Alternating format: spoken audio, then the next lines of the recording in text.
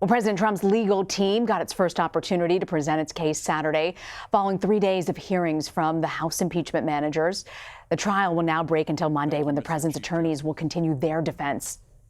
They continue to accuse Democrats of using the trial to try and overturn the results of the 2016 election and interference with the 2020 election. CBS News political reporter Grace Segers has been inside the Senate chamber all week, and she's been keeping a close eye on lawmakers as they hear the arguments from the Democratic managers and the president's counsel. So, Grace, I'm curious, what's resonating with these lawmakers?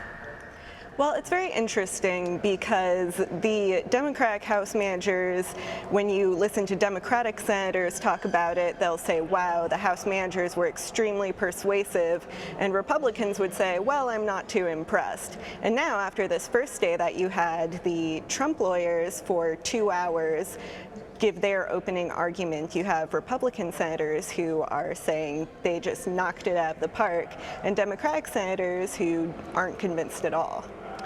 So how have the House managers reacted at this point to what the president's legal team has put out? What are you hearing on the ground? Well, they are very vocal in their opposition to what the president's team has to say.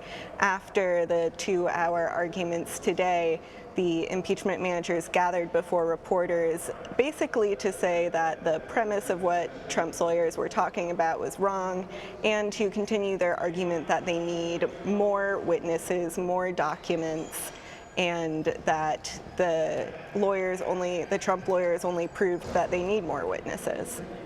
Give me a sense of what you think these senators are hearing. What's resonating with them? It's hard to stay attentive for hours and hours on end.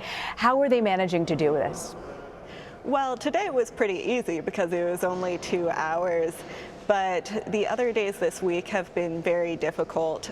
You feel it in the press gallery, but especially you feel it on the Senate floor. There have been senators who get up, they walk around, they stand in the back of the room. There are a couple who play with fidget spinners.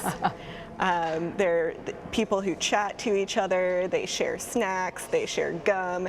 It's essentially like being in a college lecture, only with the world's greatest deliberative body. And I heard, is it right, Hershey's chocolates, send some chocolates over to them this week? That's correct, yes. So Senator Pat Toomey, a Republican, sits in a desk that has traditionally been the candy desk.